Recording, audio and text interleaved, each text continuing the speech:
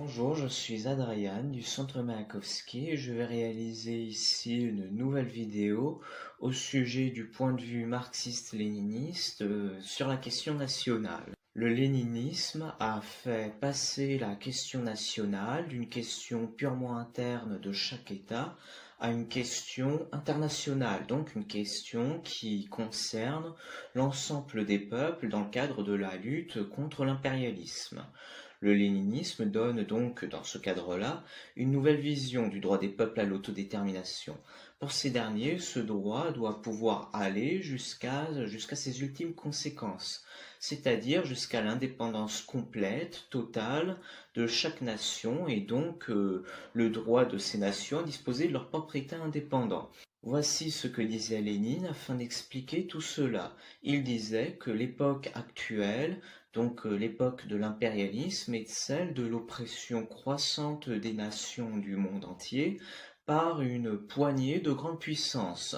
Aussi, pour que la révolution internationale socialiste contre l'impérialisme puisse avoir lieu, il considère qu'elle est impossible sans la reconnaissance du droit des nations à disposer d'elles-mêmes, étant donné que, selon lui, un peuple qui en opprime un autre ne saurait être libre. Cependant, il faut quand même dire que le soutien au processus d'autodétermination ne doit pas être mécanique, il ne doit pas être systématique, c'est-à-dire on ne va pas soutenir chaque processus d'autodétermination. Pour qu'un marxiste-léniniste, pour qu'un communiste soutienne un processus d'autodétermination, il y a certaines conditions qui doivent être remplies. Tout d'abord, il faut que ce processus, puisse servir à affaiblir l'impérialisme de manière générale. S'il ne sert pas à ça, si au contraire il sert à renforcer l'impérialisme, que ce soit d'un bloc impérialiste ou d'un autre, ça ne nous intéresse pas. Si c'est le cas, on ne va pas vraiment soutenir cette autodétermination. Ensuite, un autre point, et c'est savoir si ce processus va concrètement représenter une avancée pour la classe ouvrière, ou si au contraire ça va renforcer les forces de la réaction, les forces de la bourgeoisie. En effet, si ça va soutenir les forces de la bourgeoisie, si c'est pour remplacer la bourgeoisie d'un pays par la bourgeoisie d'un autre pays, ça ne nous intéresse pas trop non plus. C'est pour ça que, prenant le cas par exemple de la Catalogne en Espagne, les communistes du PMLRC sont formellement opposés à l'indépendance de la Catalogne dans le cadre actuel. En effet, le mouvement indépendantiste catalan est un mouvement profondément bourgeois, soutenu par la bourgeoisie, et ce face à l'opposition des masses ouvrières catalanes. Donc dans ce cadre-là, ils disent on ne va pas soutenir ce processus. Ensuite, comme le rappelle Staline dans son texte Principe du léninisme, le droit des peuples à l'autodétermination, donc à disposer d'eux-mêmes, peut amener vers deux directions possibles. Premièrement, ça peut amener vers l'émancipation politique du joug de l'impérialisme, donc la séparation de la nation qui est soumise à une autre et la conformation de nouveaux États indépendants. Ça, c'est la première direction possible.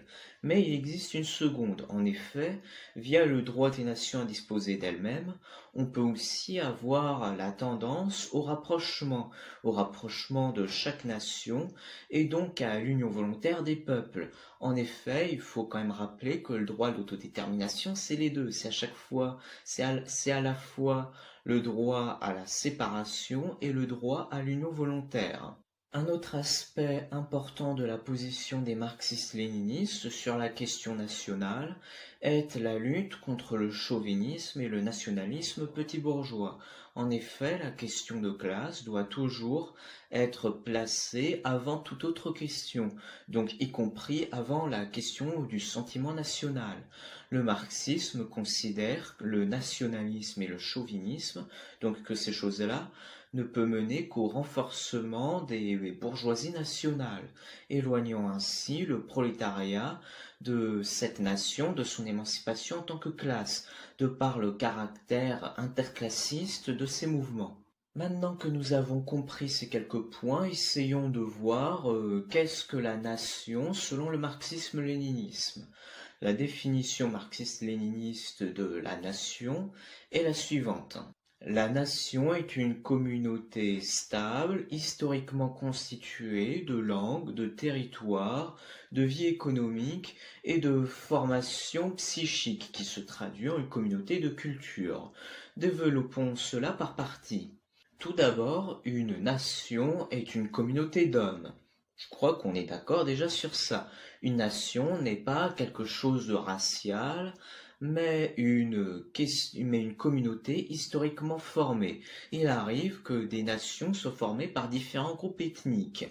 La race n'est pas une caractéristique de la nation. Une autre caractéristique de la nation est la communauté linguistique, c'est-à-dire que dans une nation, il doit y avoir au moins une langue commune, afin de communiquer entre nous et pouvoir nous transmettre des informations. Il n'est pas nécessaire que la langue soit la langue originelle du territoire donné.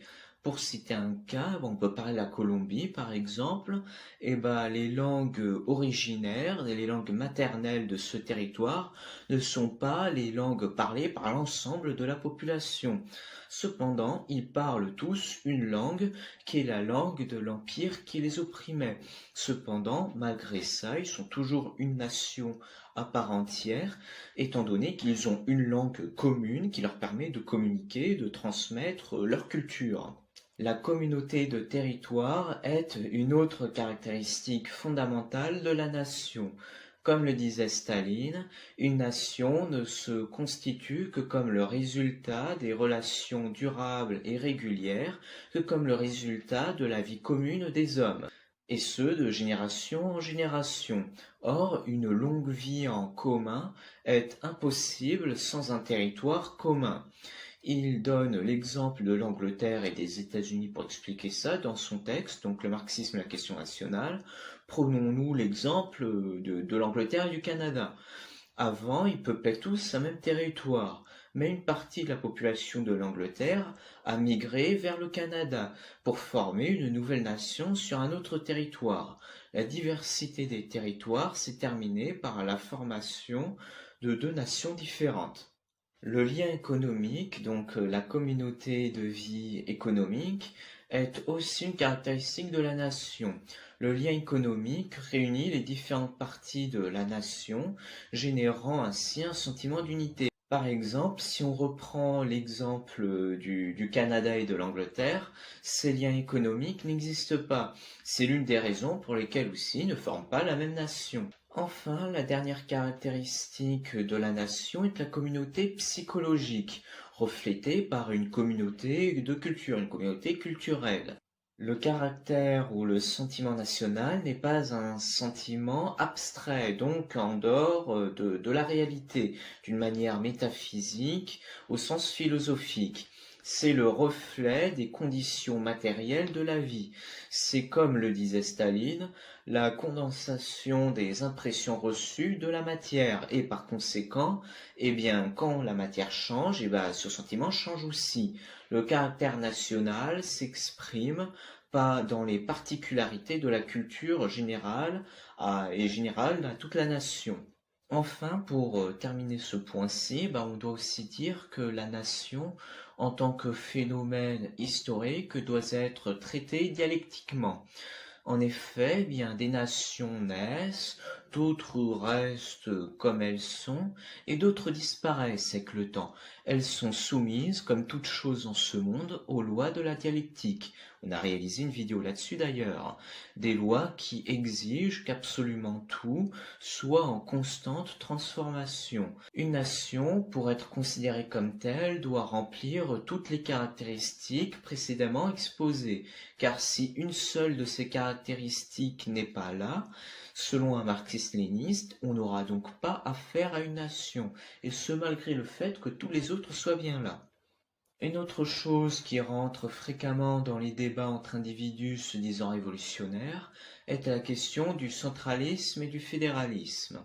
Les communistes parient sur ce point en tant que matérialistes pour une analyse concrète de chaque situation concrète. Ce qui veut dire qu'en fonction de la situation qu'on a en face, en fonction des conditions matérielles qu'on a, on choisira une solution ou une autre. Bien qu'il soit toujours préférable, dans la mesure du possible, que l'on puisse choisir le centralisme et que l'option fédérale ne soit qu'exceptionnelle, ne soit que l'exception, l'option fédérale peut être un progrès sous certaines conditions. Si ces mêmes conditions imposent ce fédéralisme, par exemple, si c'est pour unir plusieurs États qui étaient séparés à une époque. Mais l'évolution logique du fédéralisme, selon les marxismes, est le centralisme. Car oui, le marxisme est centraliste. Si à court terme, le marxisme peut tolérer le fédéralisme comme étant quelque chose qui peut être nécessaire d'une certaine façon, à long terme, on prônera forcément le centralisme. Le développement historique même du capitalisme exige des États étendus et centralisés. À l'époque actuelle, où la lutte entre la bourgeoisie et les travailleurs s'accentue, la séparation et la formation de petits États n'a pas vraiment de sens, sauf dans des circonstances exceptionnelles. Les marxistes sont généralement contre les petits États ou les États décentralisés, puisqu'un État petit, faible ou décentralisé ne sera pas en mesure de faire face aux défis qu'il rencontrera dans la lutte pour la construction de la société socialiste, et ne sera pas donc en mesure de faire face aux actions de la bourgeoisie nationale et internationale contre cette nouvelle société, de la même manière que pourrait le faire un grand État fort et centralisé. De nombreux pseudo-marxistes se positionnent avec véhémence contre le centralisme, comme s'il s'agissait de quelque chose de nuisible, d'autoritaire. C'est quand même assez bizarre d'être anti-autoritaire et marxiste, mais ça c'est une autre affaire. Voire même ils disent c'est une imposition.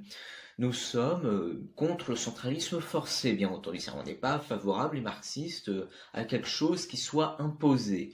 Mais nous parions cependant pour un centralisme démocratique, comme étant le meilleur moyen de s'organiser, la méthode la plus efficace pour le développement d'un État prolétarien. En effet, comme le disait Lénine, il serait impardonnable d'oublier qu'en défendant le centralisme, nous les marxistes, défendons exclusivement le centralisme démocratique.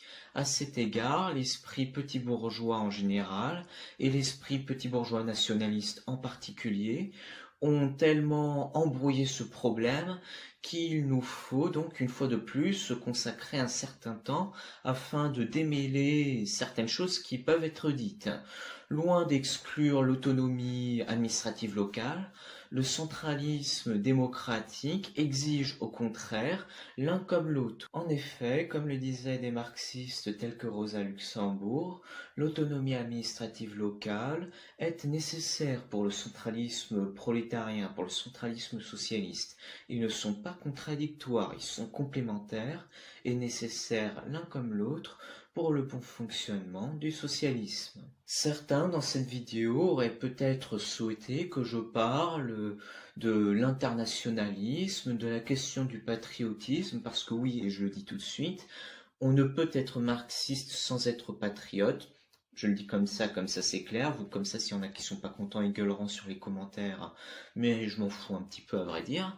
Donc voilà, c'est-à-dire certains, vous aurez voulu que je parle de ça, donc patriotisme et internationalisme, mais je considère que c'est un sujet assez précis qui prend un certain temps à développer. C'est pourquoi je préfère traiter ce sujet-là dans une autre vidéo et me limiter dans cette vidéo à parler de la question nationale précisément. Donc, qu'est-ce que la nation? Que pensent les marxistes au sujet de la nation?